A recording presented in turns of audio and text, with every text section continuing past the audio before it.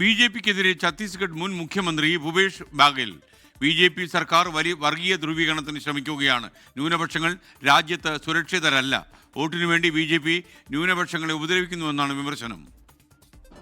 पूरे देश में अल्पसंख्यक असुरक्षित है और भारतीय जनता पार्टी की जहाँ जहाँ सरकार है वो अल्पसंख्यक को टारगेट करती है अपने वोट के खातिर, ताकि ध्रुवीकरण किया जा सके और उसी के चलते ये जो कार्रवाई हुई है. അജീഷ് ജയകുമാർ ഛത്തീസ്ഗഡിൽ നിന്ന് ചേരുന്നു. അജീഷ്, പ്രൈം ടൈമിലേക്ക് സ്വാഗതം. അജീഷ്, അവിടുത്തെ ഒരു അവസ്ഥ എങ്ങനെയാണ് അജീഷ്? നമ്മളിപ്പോൾ കേരളത്തിൽ വളരെ പ്രതിഷേധങ്ങളൊക്കെ വരുന്നു, 2 മലയാളി കന്യാസ്ത്രീകൾ ഇങ്ങനെ അറസ്റ്റ് ചെയ്യപ്പെട്ടതോടെ. എന്നാൽ അതിൻ്റെ ഒരു പ്രതിഫലനമൊക്കെ അവിടെയുണ്ടോ ഛത്തീസ്ഗഡിൽ?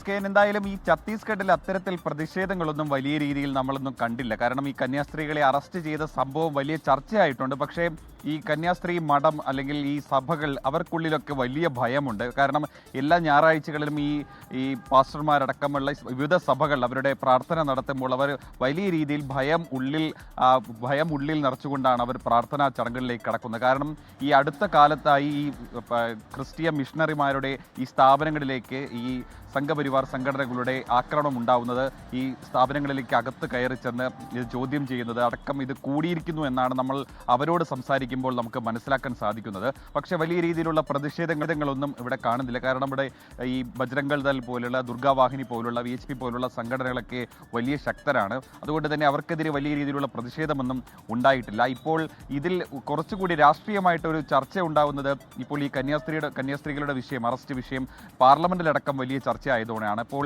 ഈ മുൻ മുഖ്യമന്ത്രി ഭൂപേഷ് ബാഗലിന്റെ ഒരു പ്രതികരണം ഇന്ന് അവസാനമായി പുതുതായിട്ട് വന്നിട്ടുണ്ട്. അത് BJP ഇത് രാഷ്ട്രീയ ന്യൂനപക്ഷങ്ങളെ വേട്ടയാടുന്നത് വോട്ട് കിട്ടാൻ വേണ്ടിയിട്ടാണ് എന്നാണ് അദ്ദേഹത്തിന്റെ ഒരു പ്രതികരണം വന്നത്. തൊട്ട് മുൻപായിട്ട് മുഖ്യമന്ത്രിയുടെ ഒരു പ്രതികരണം, വിഷ്ണുദേവ് സായിയുടെ ഒരു പ്രതികരണവും വന്നിരുന്നു. അദ്ദേഹം പറയുന്നത് ഇങ്ങനെയായിരുന്നു, അതായത് സ്ത്രീകളുടെയും പെൺകുട്ടികളുടെയും സുരക്ഷ സംബന്ധിച്ച കാര്യങ്ങൾ രാഷ്ട്രീയവൽക്കരിക്കുന്നത് അത് ദൗർഭാഗ്യകരമാണ്. ഈ നാരായൺപൂർ എന്ന ഗ്രാമത്തിൽ നിന്ന് ഈ പെൺകുട്ടികളെ ഇങ്ങോട്ട് എത്തിച്ചത് അത് മതപരിവർത്തനത്തിനായിട്ടാണ് എന്നാണ് മുഖ്യമന്ത്രി ന്യായീകരിക്കുന്നത്. അതിനു വേണ്ടിയിട്ടുള്ള തെളിവുകളുണ്ട്. നിലവിൽ അത് കോടതിയുടെ പരിഗണനയിലുള്ളത്.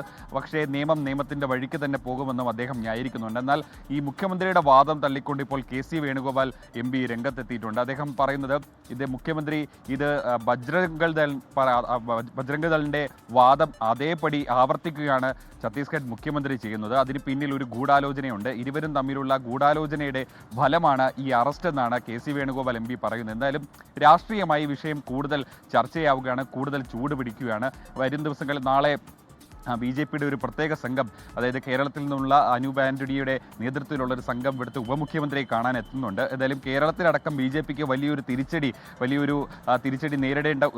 നേരിട്ടുകൊണ്ടിരിക്കുന്ന ഒരു സാഹചര്യത്തിൽ അവർ ഇത് ഒന്ന് തണുപ്പിക്കാനായിട്ടാണ് ഒരു പ്രത്യേക സംഘത്തെ ഇങ്ങോട്ടേക്ക് അയക്കുന്നത്. എന്തായാലും നാളെ ആ കൂടിക്കാഴ്ച നടത്തും. എന്തായാലും ഈ കന്യാസ്ത്രീമാർ നിലവിൽ ഇപ്പോൾ കുർഗിലെ സെൻട്രൽ ജയിലിൽ തുടരുകയാണ്. അവരുടെ ജാമ്യാപേക്ഷയ്ക്കുള്ള അപേക്ഷ നാളെ കോടതിയിൽ നൽകിയേക്കുമെന്നാണ് നമുക്ക് ലഭിക്കുന്ന വിവരം. ഈ ക്രിസ്തീയ സഭകളും അവരുടെ പ്രൊവിൻഷ്യലും പ്രതിനിധികളുമൊക്കെ അടക്കം ഈ ദുർഗയിൽ ഇപ്പോഴും തുടരുകയാണ്. അവർ പറയുന്നതനുസരിച്ചിട്ട് ഈ പെൺകുട്ടികളുടെ മാതാപിതാക്കളുടെ മൊഴി വിവരം അത് മനസ്സിലാക്കേണ്ടതുണ്ട്. അതിൻ്റെ വിശദാംശങ്ങൾ കൂടി ശേഖരിച്ച ശേഷമായിരിക്കും അപേക്ഷ നൽകുക എന്നതാണ്.